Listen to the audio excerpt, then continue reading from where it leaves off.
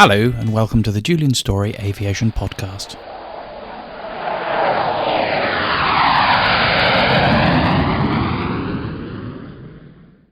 Hello and welcome finally to episode 1 of the Julian Storey Aviation podcast.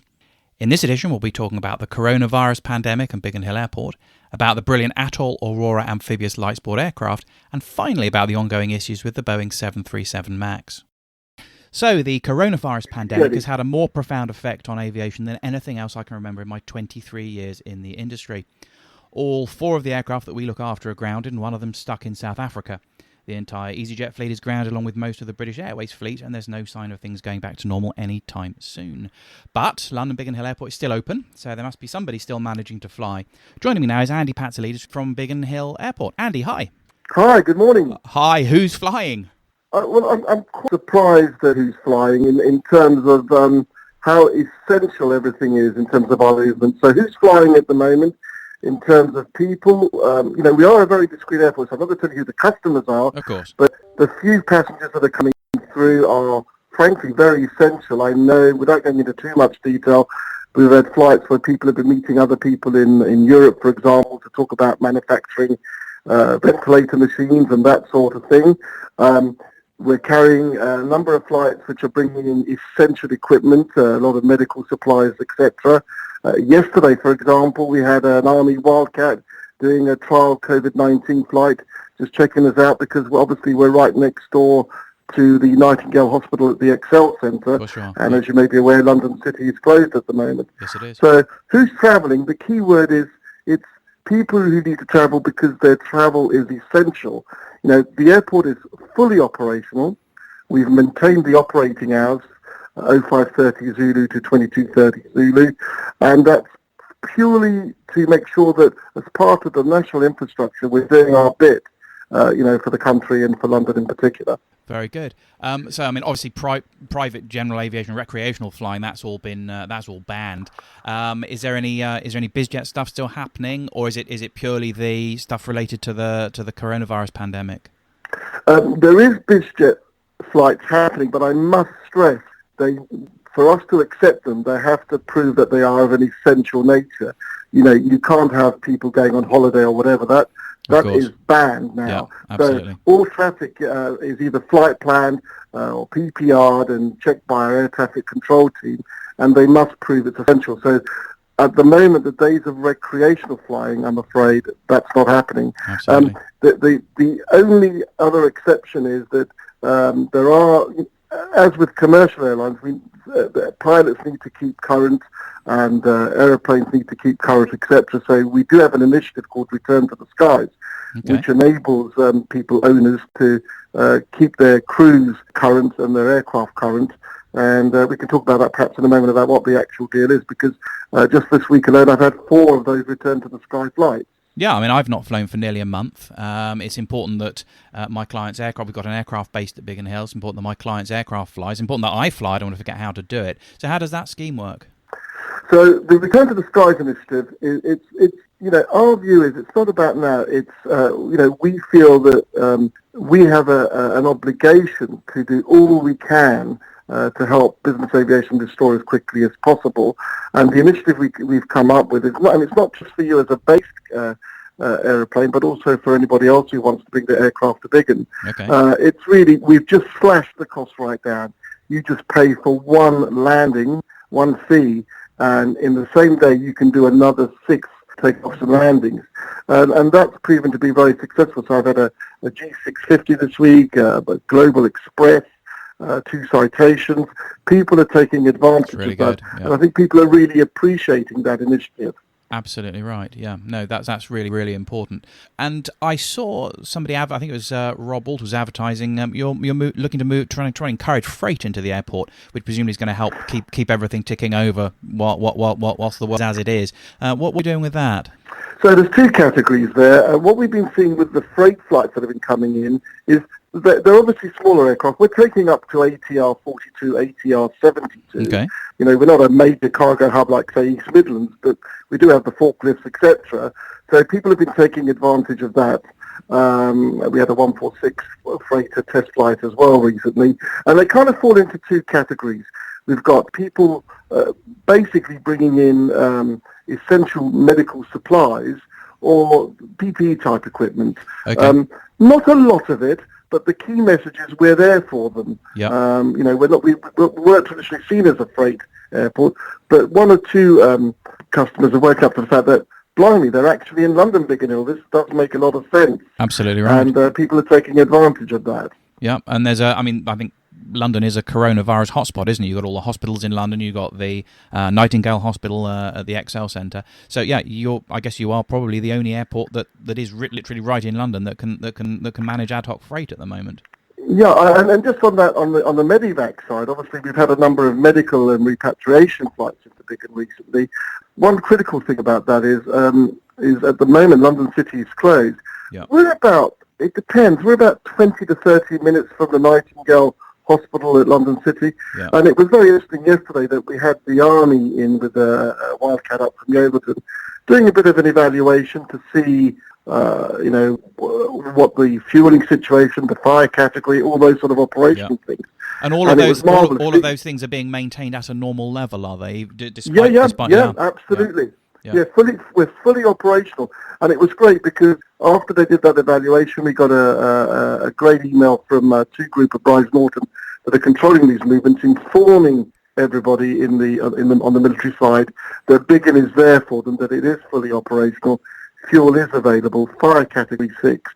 So that trial was very, very successful. So if they do need to do that, we can take C-130s, we can take 146s, we can take the helicopters, and our friends in the military now know that. So I'm really quite pleased about that. That's brilliant. So how long do you think it's going to last? There's a big question. Nobody knows. The lockdown's been extended for 3 more weeks. I mean, there's no end in sight, is there?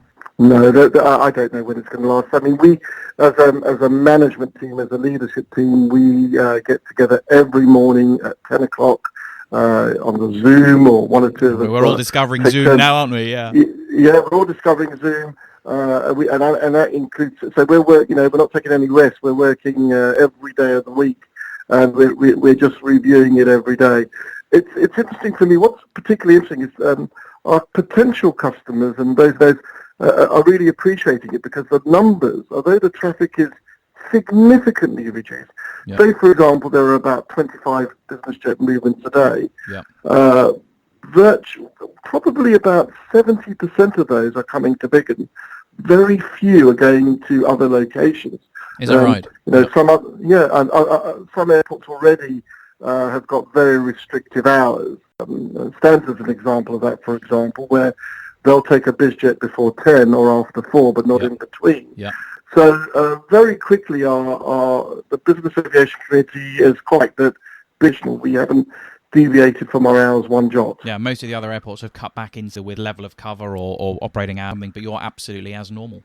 Yeah, absolutely as normal. We are taking every precaution. So every evening we're fumigating every aspect of the is that right? Okay. Yeah, I mean, we're blessed because we have, among our many resident companies, and we have 70 resident companies, we're blessed because we have jet wash based at Biggin. So if someone needs their aircraft fumigated or whatever, they're on site, and they do a fantastic job for us once 11:30 happens in absolutely deep cleaning everything every evening. And those sort of things, I think, are a benefit, and people are appreciating that. That's interesting, actually. Are operators tending to clean their aircraft more because of the coronavirus pandemic? Is that a normal thing now? I think it is. I do think it is. I don't know what the numbers are before, but virtually every airplane I see or hear of coming into Biggin, they're taking advantage of that opportunity. Everybody's being very, very sensible about this, taking every precaution possible. So I'm just very, very pleased that we have that capability on the airport. Well, I'm glad you're still managing to operate to some extent, and I hope things get back to normal, well, for all of us, before too much longer. Maybe we'll speak to you in a couple of weeks if this is still carrying on. Well, you know what? I hope we're not going to speak in a couple of weeks because it's carrying on. Speak to us when the good times are back. There's lots of wonderful things happening at Biggin still. We're about to dig the first spade in our new 4-star hotel. We're getting on with that project. Investment is still happening. Oh, is that right? And we're blessed. Let's talk about the hotel, because that's been on the cards for a long, long time. For as long as I can remember, there's been going to be a hotel at Biggin. That's now happening, is it? It is now happening, and in fact, obviously we're being very cautious about what we're investing in, but to us, that is essential. The background to that is that we're blessed at Biggin in that we have 11 maintenance organisations, more than anywhere else in Europe. Yep. Now, one of those is a very big player, which is Bombardier, for example. I mean, they've got the old Reisenjet facility, which is impressive of itself, but they've outgrown that, haven't they? Well, yes. I mean, we were laying concrete down just this week for the new facility, which is large enough to take 14 global 7,500s. I mean, it's a massive facility. But we already have a number of people who've been really keen for us to put a hotel facility in. Yeah. And we just think it's a sensible thing to do. So 56 rooms. I need to be very straight with you. It's still going to take about possibly 18 months before it's fully running, but we're going to get on with it. And I think the key thing for us is we're blessed because we have a superb relationship with our local authority. Yeah. They're very, very supportive.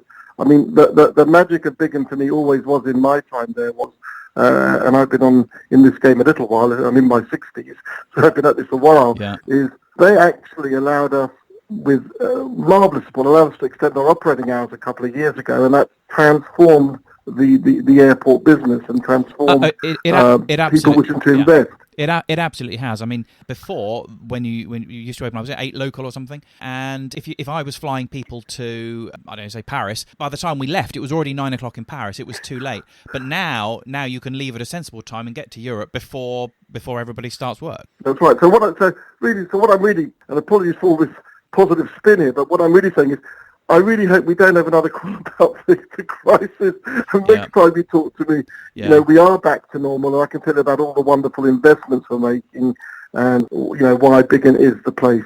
It really is the ideal gateway. Look, the bottom line, at the end of the day, what we're really about is making sure that we're there to support, the uninterrupted flow of international business people coming in to invest in our capital. Yeah. That's what business aviation is about. It's bringing people together, make investments, create jobs, etc.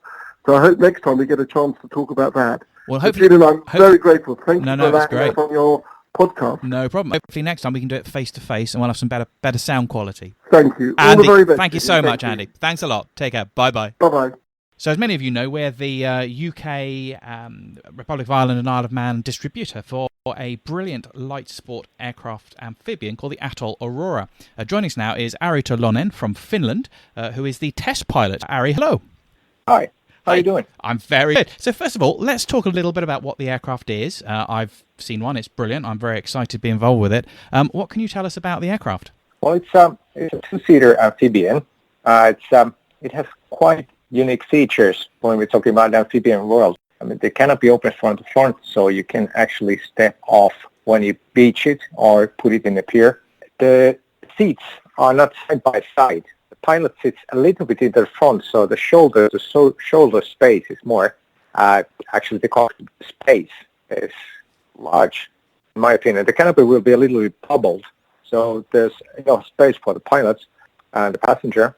As in all modern aircrafts nowadays, the primary data is presented on screens. So it's a 10-inch screen in front of the pilot. Nice, and that's Dynon, isn't it? Yeah, that's Dynon. And the engine instruments are on separate one. That's a 7-inch screen. And the cool thing is actually that the screens lift off with the canopy, so you cannot stumble on them when you're getting out of the plane. It's really cool. It's powered by Rotax 912 Sport, which means about 100 horsepower. It has the best torque in that engine family. Okay. And I mean, Rotax has been producing those different variants, of course, but tens of thousands, and it's a reliable engine. It's quite light also. It sits on the top of a pylon. It's a pusher. Okay. So a little bit like a Lake Buccaneer. It's a little bit like that. So the basic idea is the same, but the engine is actually tilted downwards 6 degrees and to the left 7 degrees. Okay. So the first thing that comes to mind on a pusher on top of a pole is that if you actually throttle down, what the nose does. And the situation of the engine actually helps, and the current flow from the propeller, that it acts exactly like, let's say, Cessna 172 or 150. When you push on power, the nose will rise, and if you take off the power, the nose will go down. Okay. So that's a safety feature in itself. Okay. Because the Buccaneer, you have to put ballast in the nose. If an engine fails and you don't have the ballast, it will pitch up, potentially fatally. So that's been designed out of the Atol Aurora. Yeah. Brilliant. And otherwise, the plane is wood composite structure, very rigid, and doesn't absorb any water, which is good. So it's light, and 75% of the weight of the aircraft is actually wood. That's remarkable. So being wood and composite, that should eliminate a lot of the corrosion issues that you would have with a more conventionally constructed amphibious aircraft. Yes, I mean, we are seeking for the planes are probably used in places where it's humid. There's salt water present. So to minimize the effects to the aircraft has been taken in consideration when designing it. Okay. Of course, there are stainless steel parts. There are Kevlar. Yep. Besides the wood composite structure. But that, of course, it shows in the later date how it actually works in the seawater. But we believe it'll be less time consuming to take care of it. Absolutely right. Absolutely right. That way. Yeah, because most float planes, once you've operated them on salt water, you're going to spend a couple of hours hosing everything down, try and get all the salt out of everything before you have a corrosion disaster. Yeah, but then again, you need to do that anyway. To hold it down with fresh water every now and then. Yeah. The fuel tanks are on the wings. Okay. It's rubber foam tanks. Yeah. 80 liters. Yeah. Altogether, usable fuel. That means roughly 4.5 hours. Okay. 4.5 hours of fun. Endurance. Yeah. Yep. If you take in consideration, you always need to have, let's say, 30-minute reserve. That means 4 hours flying time. Okay. Very good. On cruise speed, which is roughly 87 to 90 knots. Okay. It has a retractable gear, of course, but also retractable wing floats. Okay. That'll give us up a couple of knots more on cruise speed. The wing floats actually are electrically operated. Okay. You can put it on auto, which means that below a certain speed they come out. It's a nice feature. Or you can operate those manually. Yeah. Yeah. This is also the wing floats act as bumpers. Okay. So if you come to a pier, it sits in front of the leading edge. Basically taking the first blow if you're going on the beach or shore. Right, okay. What'll happen is you damage the wing float rather than the actual wing itself. Yeah. Very good. It gives in because it's movable. Okay. So it's like a bumper. Okay, amazing. At the same time. Yeah. Very good. So in terms of progress, how are we doing with the certification? Has that been delayed by the coronavirus? It has been delayed, yes. Unfortunately, there are some parts that we cannot acquire from subcontractors because they have shut their businesses down. Understand. But the latest schedule that actually we put it out beginning of this week, is that we get the first serial production aircraft airborne in mid-June. Okay. Latest end of June. Okay. That's the plan right now. Very good. How long do you think the certification process will take? The test flight program, the first 26 flights are crucial ones because then we have to actually show all the figures, actually test all the figures are right. Yeah. And after that, it's 100 hours of endurance tests. Okay. So we are hoping to have it done by the end of this year, at least. Okay. So type certification expected somewhere in October, November. Okay. So roughly 5 months after we have started the test flights. No problem. Very good. So for any of our listeners who were interested in buying one of these, if they put their deposit down, when could they expect to get their aeroplane? Well, numbers 2 and 3. The first aircraft will stay at the factory. Yep. That's what's been decided. The number 2 goes to Finland. Yep. So aircraft number 3 is the next available slot. Okay. And I would roughly say that 1 year time frame. I mean, we're talking about February, March next year for number 3. Brilliant. At this time, Yeah. It has foldable wings, so it's easy to store, and we have a mobile hangar available. Okay, so for anybody who wants more information on the aircraft, Atol have a website. It's atolavion.com, ATOLAVION.com. And if anybody would like to be kept up to date with the certification process, like any further information, or just enable me to keep in touch with them, feel free to drop me an email, atol@julianstory.co.uk. Ari, thank you so much. Thank you, Julian. So, Boeing's problems continue with the world's entire fleet of their 737 MAX aircraft remaining grounded following 2 fatal crashes, where the aircraft appear to have flown themselves into the earth, or the Java Sea in the case of the Lion Air accident. To understand a little bit more about how this could have happened, I'm joined by Captain Sandy Whittaker, who flies the 800 and NG variants of the Boeing 737, and who has some understanding of how the MCAS stall prevention system, the suspected cause of these 2 accidents on the MAX, works. Sandy, hi. What is the MCAS system, and why does the MAX have it? Right. Okay. Well, there's 2 good questions there. Obviously, the first one, the what is it? We'll probably get back to that in a second.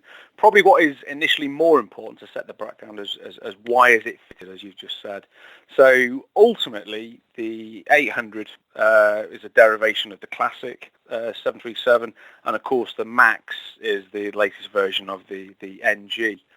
Now, part of its design and requirements was that it still fitted the same bill in terms of type ratings. So that the crew that the airline had could just slot a pilot straight in without having to send them on a new course. Exactly, and that's what happened from the NG to the 73 Classic, and then from the MAX. So you only have to do a few days conversion, and all of a sudden you're on it. But the with the MAX is that it is a new aircraft by design. Okay. And part of that new design was the engines that they put on them, still made by CFM, which is a conglomerate of Snecma and General Electric. And the main thing here was that they're a bigger unit. You had these 2 big customers, Airbus and Boeing, for this engine. Now, if you put an Airbus A320 side by side with an NG, you will notice one very big difference, and that's the height. So when you've got this bigger engine, these new LEAP engines, as they call them, you can just slot it straight under an Airbus wing, no problem at all. But with the Boeing being lower to the ground, they don't quite have the ground clearance. Now, they have raised the gear a little bit. And the 737 originally was designed to be low, I think, so that it could go to airports where they didn't basically have a jetway or something. So it was deliberately lower, so it was easier for the passengers to get on and off. Is that about right? That is exactly about right. Yeah, absolutely. So we're now in the realms where we've got this bigger engine now, with nowhere to put it. Okay. So the fix was, after lots of deliberation, was to basically move it further forward and up a bit on the wing of the 737. Okay. Which sounds initially absolutely fantastic. Sounds fine. Anybody who flies a jet with an underslung engine will realise that there's obviously significant pitch power couple. Basically you power up and the engine wants to twist upwards in a nutshell. So the stuff I fly, when I put the power on with the high engines of BizJet, it'll point the nose down. So in a stall recovery scenario, if I put the power on, it's already helping me. So what you're saying is that with an underslung engine, if you put the power on, it's going to try and pitch you up. So if you're approaching the stall, that's a bad situation anyway. It is. So this is where the MCAS came in, of course. Okay. So they've now got this bigger, more powerful engine with a bigger, more powerful pitch coupling, which is more significant because they've moved the engine forward. So it's increased even more. Now, what they tried to do is get it to behave like its predecessor, the 800. So you can get a pilot who's flown the 800 for the last year or so, and then you just stick him straight into the MAX after a 2 or 3 day conversion, and it flies exactly the same. Gotcha. So this is why they had to create this MCAS system, which basically automatically adjusts the rear horizontal tail, or the stabilizer as it's called, on that particular aircraft. So what will happen is as the aircraft would pitch, and this is usually in sort of high power, low speed scenarios, so basically low to the ground with flaps up on takeoff, what it will do is it will work behind the scenes. So once it gets above a certain parameter, a certain pitch in the up direction, it will adjust the rear stabilizer to basically drop the nose a bit. So if it senses, Now, if it senses you're approaching the stall, it will start to try and help you effectively by pointing the exactly down. right. Yeah. And that's at the extreme end. But what this will do is it will sort of, even not necessarily near the stall, even before you get to that, the idea being that as you increase power on takeoff with the flaps out, low speed, high power, it will cater for that pitch power couple. But under the scenes, you won't actually see anything going on in the flight deck. Right. Now, then we get to Ethiopian Airlines and Lion Air scenario, which if you look at the data, very, very similar as to what happened and when it happened. Yeah, shortly after takeoff. So, exactly. A few minutes after takeoff, the crews came into some trouble. Now, the full investigations haven't been put out there, but the preliminary stuff seems to think that the information that is provided to the MCAS, one of the main ones is the pitch which comes from the alpha vane, basically the angle of attack. The angle of attack sensor, Sensor, which came off one sensor alone. Now, most Boeing sensors are usually dual, so that you have redundancy. Right. But on these, it came off the captain's alpha vane only. Okay. So my understanding from the information I've read is that they failed. Yep. And therefore it was giving erroneous information. Now, if you look on the internet, basically the information being provided to the MCAS was as if the aircraft was now almost 60 degrees nose up, which of course it wasn't. No. It had just failed. Yeah. And so the MCAS was adjusting the stabilizer as if the aircraft was 6 degrees nose up. So it was trying to significantly put the nose down. Right. Which, if the aircraft really was stalling, would have been very helpful. But if it wasn't, it was a pretty bad. It wasn't what the crew needed at all. No, exactly. So if you look at what actually happened, there ended up in this basically fight between crew and MCAS system. Now, there is some. I mean, on the aircraft we have sort of memory items for certain non-null events. Yep. Now, in both events, Lion Air and Ethiopian, the crews would appear to have done the correct thing. Basically, the rear stabilizer is operated by one of three systems. One, the autopilot. Yep. Two, an electric trim with some switches on the control column. Yep. And three, belt and braces. On the Boeing, unlike the Airbus, there still is a big metal cable which runs the length of the aircraft. And you can manually turn it with a trim wheel. Right. Okay. Now, unfortunately, in this occasion, well, they did the right thing. They cut it out. Yep. But apparently, and this is where you've got the argy-bargy between Boeing blaming the pilots of the airlines blaming the MCAS system, was actually MCAS was still operating, although they had sort of switched these stab trim cutout switches, which ultimately should have cut the whole system out. Okay. So every aircraft I've flown, and I'm thinking back to when I did my training on the Lear originally, in the simulator they used to talk about the BRB, the big red button on the yoke. So you hit the big red button and it basically disconnects all of the autopilot. Is there that on the Boeing? And could the crew have hit the red button and manually flown the aircraft, or was the MCAS still trying to drive them into the ground even with that, or is it a different system? Well, I think the understanding from the pilot's point of view was that, and it's the same on the 800, if we have any kind of issues with the stabilizer, we do have that big red button, what we call the stab trim cutout. Yep. So in theory, if I cut that out, that there is no input from the electric switches, there is no input from the autopilot. All I can do then is manually adjust the stabilizer with a trim wheel and a cable. Yep. And there should be no such input. Now, from the information that I've read, there was somehow still some input from the MCAS. Hence why there's this battle where you see this aircraft flying and it's basically pitching up, it's pitching down, it's pitching up, it's pitching down. And the crew are trying to fight this. Now, obviously, in a modern jet, with the speeds at which they're flying, the minute you point jet down more than sort of 5 degrees, 10 degrees nose down, pick up a lot of it speed. will just accelerate. Yeah. Exactly. And then you're in the realms of aerodynamic loading on the stabilizer. So even if they had switched everything off, by the time they were doing sort of, 300-400 plus miles an hour, there was that much air load on the stab trim, a little trim wheel that you're trying to pull. you're fighting against an almighty load there. Probably and can even turn it. Exactly. And I think even with both of them physically trying to turn it, I mean, this is just in my humble opinion, but For sure, yeah. that would seem to be, they ended up in a situation that they just couldn't get themselves out of. Yeah. So the difference is training that these guys would have had to do before they got onto the Max. Would they have been made aware of this MCAS system? Would they have understood how it worked, what it did, or is it sort of lurking in there and no one really knew? Well, I can't say with true certainty because, of course, not all the facts have come out yet with regards to this. My understanding is that when the crews first came onto this, the MCAS system wasn't something that was brought to their attention. It was literally something that just worked underneath, and made the new fly like the old one. Yeah. Correct. Yeah. Absolutely correct. Yeah. And this is something that Boeing have done in the past as well, and unfortunately.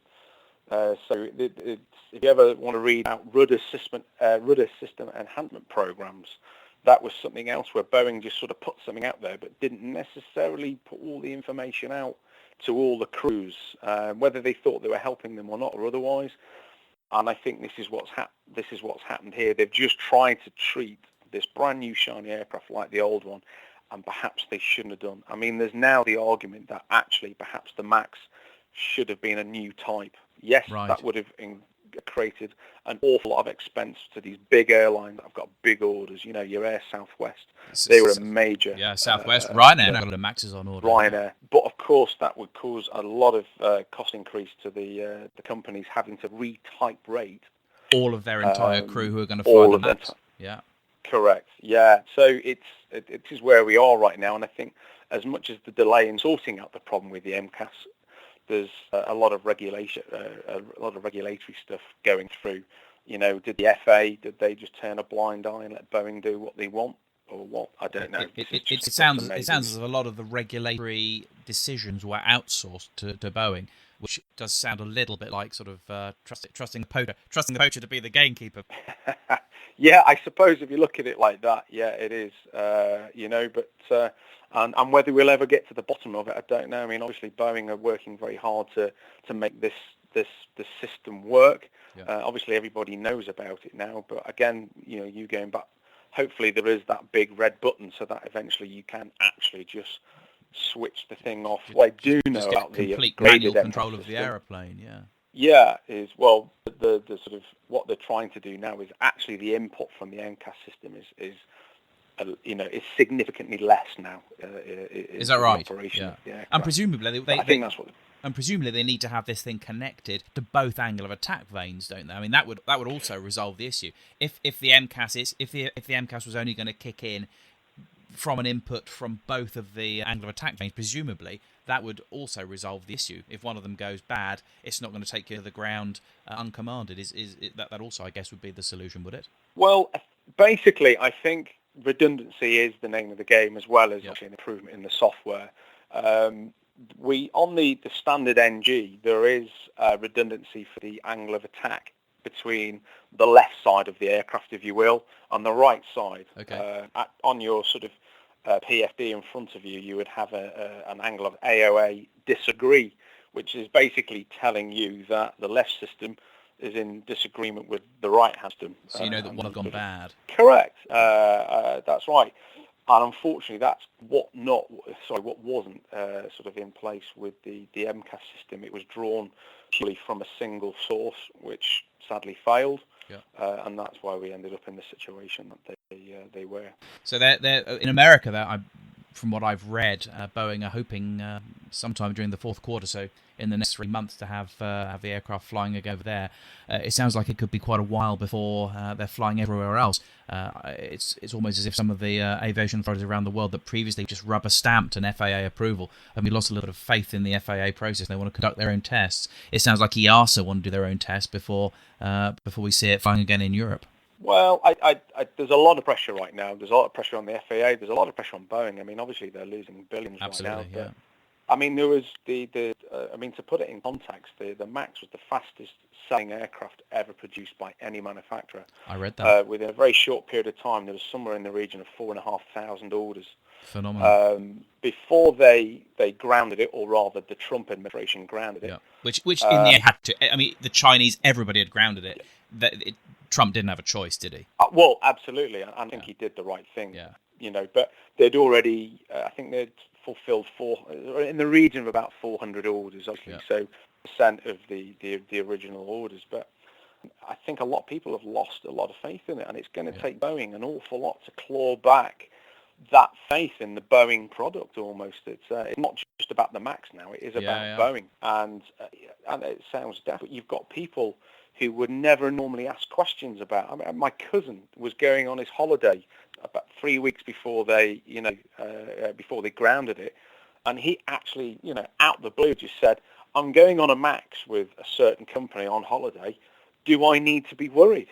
Right. What did you say as his cousin and a 737 captain? Well, at the time, there wasn't a lot of information out about there. So my thing was basically, I mean, the airline he was with are a very reliable airline. Yeah. Got a fantastic safety record.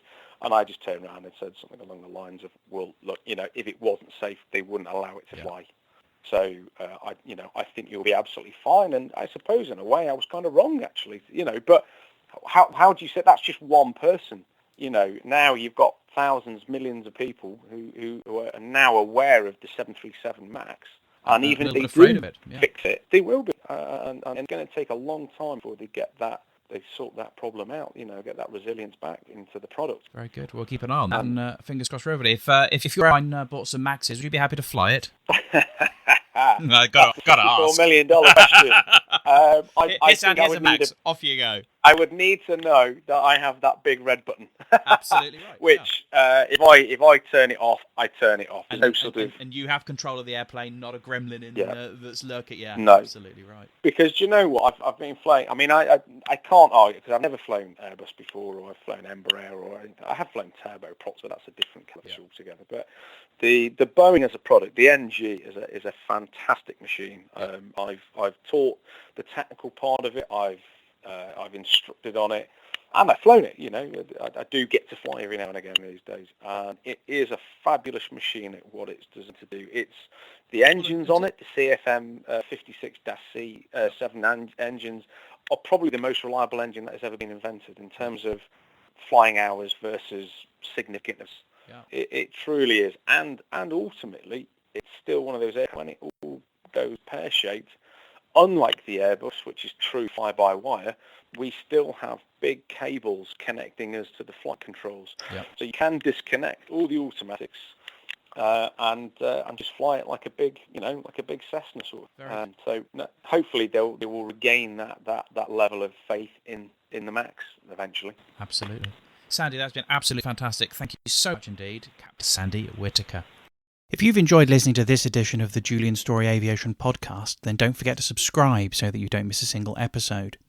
You can find us on iTunes, Amazon Alexa, just ask Alexa to play the Julian Storey Aviation podcast, SoundCloud, Stitcher, TuneIn Radio, and all the normal places that you would download your podcast from.